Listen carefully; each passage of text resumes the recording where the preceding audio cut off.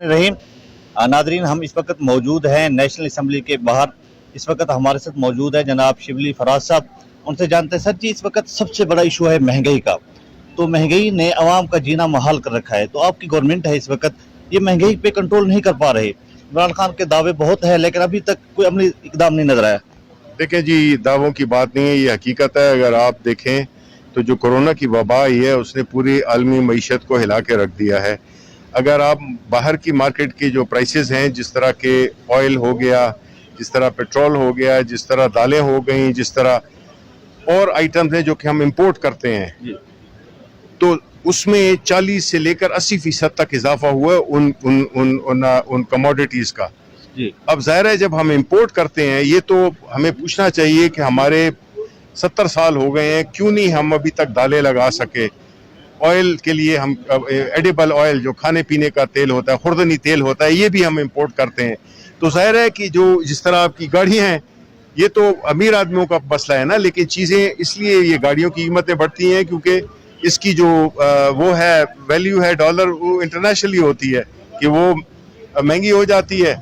तो जाहिर है कि उसका असर इधर भी करेगा, इधर भी होगा। लेकिन फिर भी इदारों में यही कहा गया है कि इन हालात में जहाँ पे कि लोग एक दूसरे मुल्कों में नहीं जा सकते, आपको पता है पाबंदियां हैं कि कहीं नहीं जा सकती हैं, इन हालात में अल्हम्दुलिल्लाह कि जो कोरोना का जो हमारी जिस तरह से हमारी हुकूमत ने इसको संभाला है, और ख़ास तौर पे गरीब लोगों को जिस तरह के उनको एहसास प्रोग्राम के ज़रिए हम पहुँचे हैं, इस तरह अब ये महंगाई जो है ये तो कोई हमारी क्रिएट करदा नहीं है, ये तो हालात ऐसे हैं। अब सोना था, जब हमारी वालिदा की शादी हुई है तो मेरा ख्याल है 100 रुपए का था, अब जो है तो वो 1,30,000 रुपए का तोला है। सर, इसको गवर्नमेंट ने कंट्रोल करना, देखे ना सर, इसको जिस तरह डॉलर है या सोना है, अब डॉलर अगर कंट्रोल होगा तो यकीनी बात है सोना और जो भी महंगाई होती है ना, वो तो गवर्नमेंट की जिम्मेदारी होती है। देखिए, एक तो महंगाई है जो कि ओरिजिनल है, दूसरा है कि माफिया ने जाती खुद साख्ता महंगाई कर रखी है।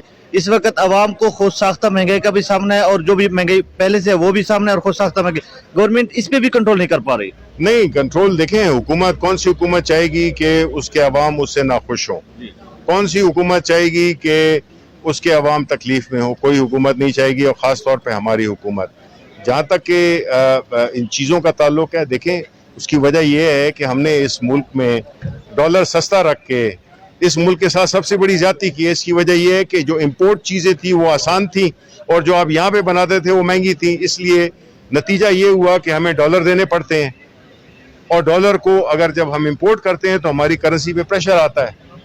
ये जो 100 कुछ से जो कि था मसनूई तौर पे रखा गया था, जिसके लिए आपने डॉलर अरबों डॉलर लगाए, हिसाबदार ने खर्च किए कीमत को मसनूई तौर पे बरकरार रखने के लिए, तो उसका नुकसान आज हम भुगत रहे हैं। सर, आखिरी क्वेश्चन ये है कि इस वक्त सऊदी अरेबिया में, खलीजी ममालिक में हमारे जो सफरी पाबंदियाँ हैं वो कब से ख़त्म हो रही हैं, और कब से ये जो चूँकि हमारी जो इस वक्त पाकिस्तान से लेबर जाती है ना, वो इस वक्त काफ़ी तकरीबन 8-10 माह से वो इस वक्त परेशानी में मुब्तला है। सफरी पाबंदियों की वजह से लोगों के इकामे ख़त्म हो रहे हैं, तो आप इस पर क्या कहेंगे? फिर आप कहते हैं कि जी चीज़ें इस सूरत हाल में, आप अंदाज़ा लगाए ना, आपने खुद ही कहा है कैसे एक्सपोर्ट होगी, कैसी चीज़ें सस्ती होंगी।